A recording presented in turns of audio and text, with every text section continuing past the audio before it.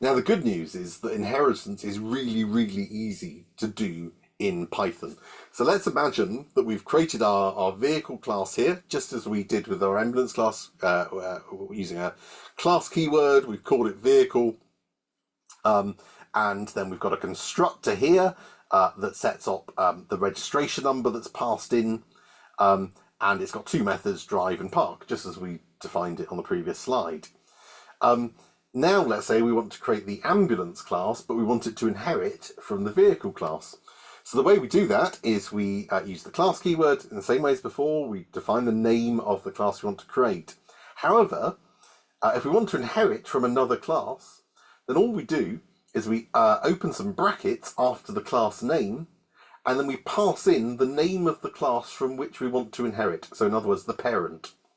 So here, if I say class ambulance and then open my brackets and put in vehicle, then this will say that basically ambulance is a child of vehicle. And so Python knows that you are inheriting from vehicle. So then when we set up the constructor in exactly the same way as we did before, if we've got stuff in the parent class, in this case vehicle, we want all of those things. We don't have to redefine all that, so we don't have to. So what we can do is we can use this syntax here, where we say super and then open and close brackets, dot init, and then pass in the thing that is required for that constructor. And what this basically does is super it refers to the parent. Okay, so what this is saying is, give me the constructor of the parent class, which is vehicle, and pass it the registration number, which is the thing it's going to need.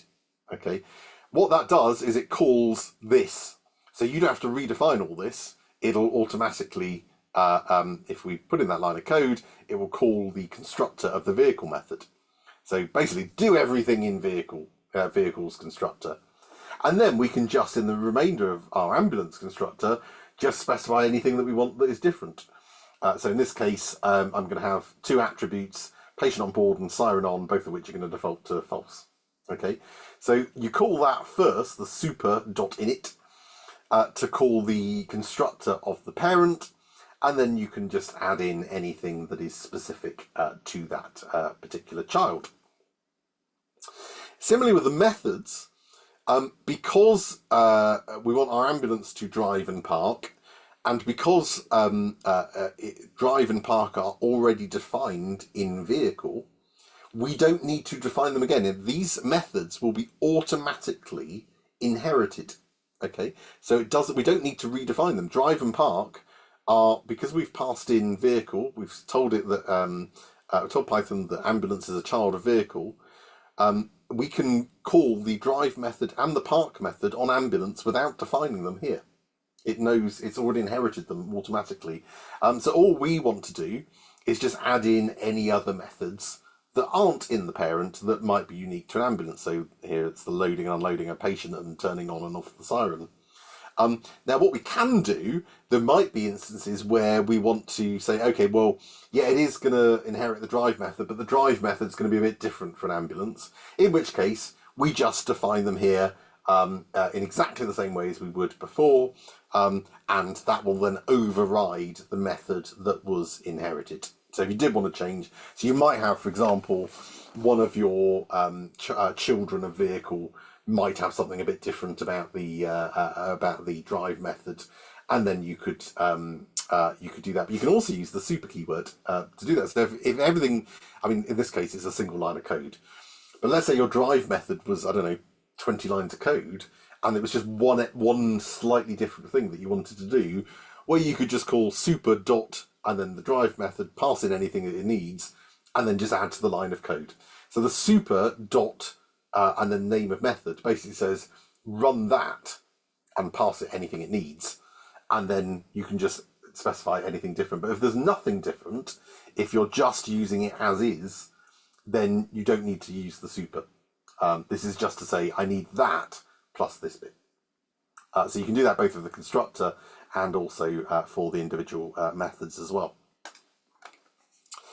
And again, because we're using inheritance, we can then create other kinds of vehicles. So here's my class definition for a bus, which inherits from vehicle. Again, I call the parent constructor, and then I add in, but also a bus has a passenger capacity that will be passed in. And you'll notice here, so in the bus constructor, when we create a bus, we'll be asked to give a registration number and a passenger capacity. However, the parent vehicle doesn't need a passenger capacity, wouldn't know what to do with it.